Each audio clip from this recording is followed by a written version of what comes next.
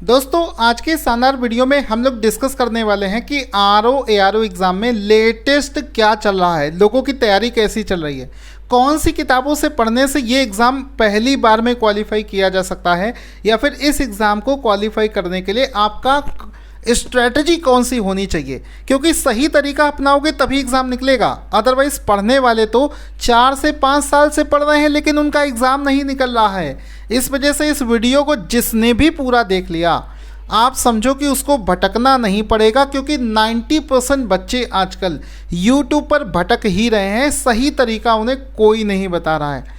तो देखिए, सबसे पहले तो लेटेस्ट न्यूज़ ये है कि OTR भरकर फिर RO का फॉर्म भरना, इस चक्कर में महीनों बर्बाद हो रहे हैं। मैं पिछले बहुत सारे बच्चों के मैसेज आ रहे हैं कि सर अभी भी OTR वाली वेबसाइट जो है सही से चल नहीं रही है। 15 से 20 दिन ऑलरेडी बर्बाद कर चुके हैं, और जो लोग जिनका अभी फॉर्म तक नहीं भरा हुआ है, विश्वास मानिए उन्होंने अभी तक किताबें उठाकर नहीं देखी हैं।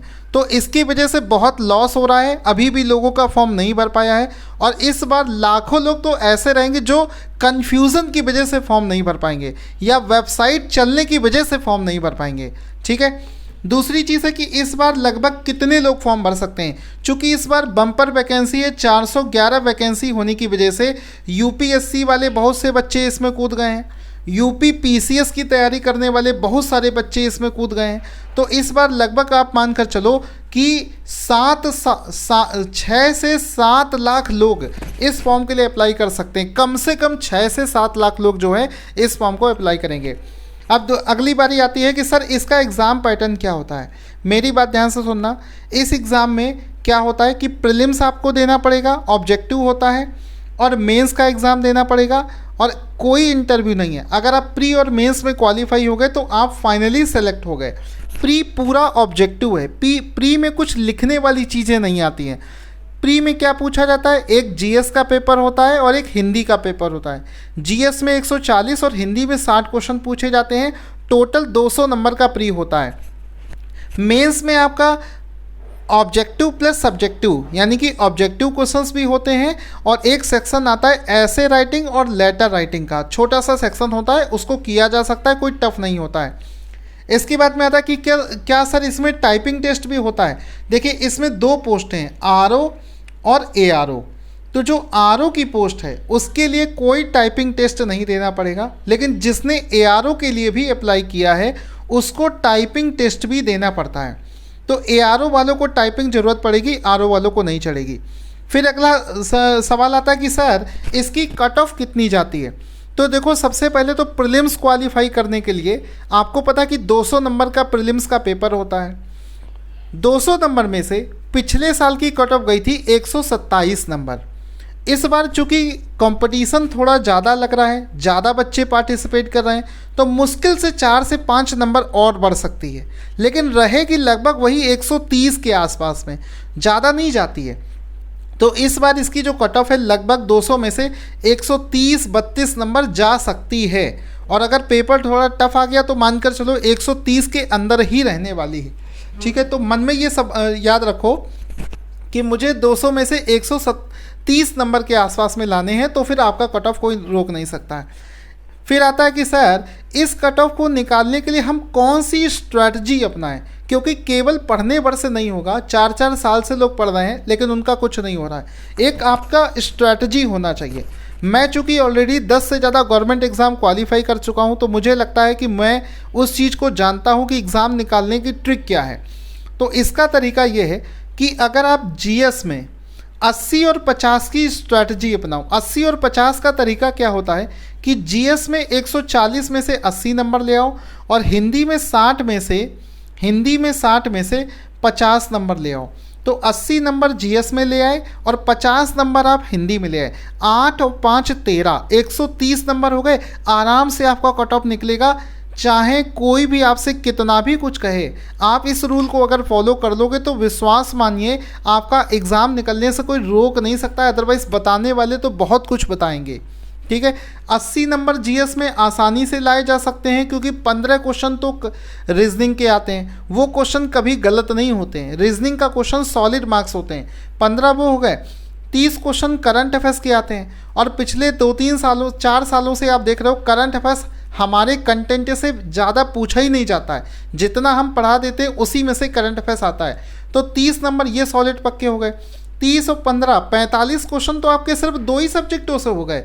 इसके अलावा हम चूँकि पिछले 5 साल के पेपर का एनालिसिस कर रहे हैं, आरओ का एनालिसिस किया, आरओ का एग्ज़ाम कंडक्ट कराने वाली एजेंसी यूपीपीएससी जितने भी एग्ज़ाम कराती है उन सभी एग्ज़ामों का पेपर हमने 5 साल का एनालिसिस किया है और उसमें ये पाया है कि 11 ऐसे टॉपिक हैं जो कि बार बार पूछे जाते हैं। तो अगर वो 11 टॉपिक ही आपने तैयार कर लिए तो कम से कम 5 से 10 नंबर वहाँ से आपके फिक्स हो गए।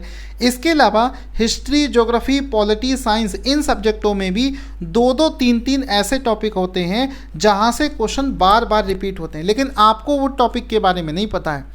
सिर्फ इतना ही पढ़ लोगे तो भी 30 से 40 नंबर तो यहाँ से फंस जाएगा। 45 नंबर आप जीएस और हिंदी में रीजनिंग और करंट अफेयर्स से मिल गए थे, 40-45 यहाँ से मिल गए। तो समझो कि आप अगर बहुत ज़्यादा भी ना पढ़ो, सिर्फ इतना भी पढ़ के चले गए तो भी 80 नंबर जीएस में कोई रोक नहीं सकता है। लेकिन आप लोग क्या करते हो कि कोई भी किताब जैसे आपको पढ़नी है तो आप उसको शुरू से लेकर अंत तक पढ़ना चाहते हो। आप जैसे मान लो ये मोटी सी किताब है तो आप क्या करोगे, सिलेबस पूरा करने में लगे हो। अरे सिलेबस पूरा करने में क्यों लगते हो, पहले तो ये देखो कि ऐसा हम क्या करें कि इसमें से इम्पॉर्टेंट चीज़ें पढ़ लें तो वो एग्ज़ाम निकलने के चांसेस ज़्यादा रहेंगे ना। तो इस वजह से कह रहा हूँ थोड़ा सा दिमाग लगाकर पढ़ोगे तो आपका एग्ज़ाम बहुत आसानी से निकलेगा। जैसा कि हमने अपने पेड बैच में पढ़ा रखा है, उसको जिसने पढ़ लिया उसका तो एग्ज़ाम 100% निकलना है। ठीक है, इसके बाद में आता है कि सर अच्छा बताइए कि इसके लिए बेस्ट बुक कौन सी लें। ठीक है, वैसे तो हमारा पेड बैच चल रहा है जिसमें हमने ये जो पूरी प्लानिंग बता रहे हैं उस पूरी प्लानिंग के साथ में पढ़ाया गया है। लेकिन कई बार ऐसा होता है कि पैसे की कमी की वजह से या फिर लोग व्यवस्था नहीं कर पाते हैं, बैच नहीं ले पाते हैं, कोई बात नहीं, फिर भी हम आपको सही तरीका बता दे रहे हैं क्योंकि मैं तो चाहता हूँ हर वो बच्चा सेलेक्ट हो जो मेहनत कर रहा है। ठीक है, तो देखो इस एग्ज़ाम को क्वालिफाई करने के लिए बेस्ट किताबें मानी जाती है घटना चक्र की किताबें। सारे सब्जेक्टों की घटना चक्र की किताबें आती हैं।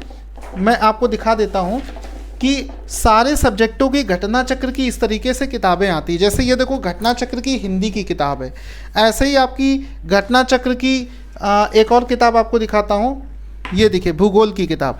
तो सब्जेक्ट वाइज अगर घटना चक्र की किताबें भी पढ़ लोगे तो भी निकलने के चांसेस रहेंगे। बस एक काम करना कि जब घटना चक्र की किताबें पढ़ रहे हो ना तो थोड़ी सी कमियां हैं। जैसे कोई कोई टॉपिक आपको समझ में आ जाएगा लेकिन कोई कोई ऐसा टॉपिक होगा जो आपको समझ में नहीं आ रहा होगा। तो जो टॉपिक आपको समझ में घटना चक्र से ना आ रहा हो उसको आप किसी स्टैंडर्ड बुक से पढ़ लो, एनसीईआरटी से पढ़ लो या तो नेट पे सर्च करके पढ़ लो या तो कोई स्टैंडर्ड बुक से पढ़ लो, लक्ष्मीकांत जैसी बुकों से। तो दोनों की मदद लेकर चलोगे तो आपका एग्ज़ाम निकल जाएगा।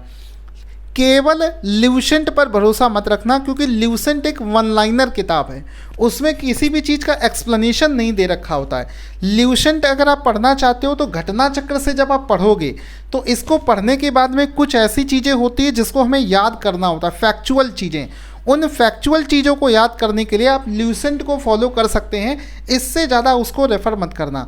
तो आपको घटना चक्र की किताबों से पढ़ना है और रेफरेंस के लिए ये सब कुछ रखना है। और जिसको इतना सब ताम झाम नहीं करना है वो हमारा डायरेक्ट बैच ले ले, उसमें हम वो 11 टॉपिक भी करवाएंगे, हर एक सब्जेक्ट में बार बार पूछे जाने वाले क्वेश्चंस भी करवाएंगे और पूरी की पूरी घटना चक्र जैसी किताबों के जो क्वेश्चंस होते हैं वो भी करवा देंगे। इसके बाद में आता है कि सर एग्ज़ाम कब तक हो सकता है। तो ये जो एग्ज़ाम है ये फरवरी तक होने के चांसेस हैं। जो भी लोग तैयारी करना चाहते हैं हमारे बैच को लेकर पढ़ सकते हैं।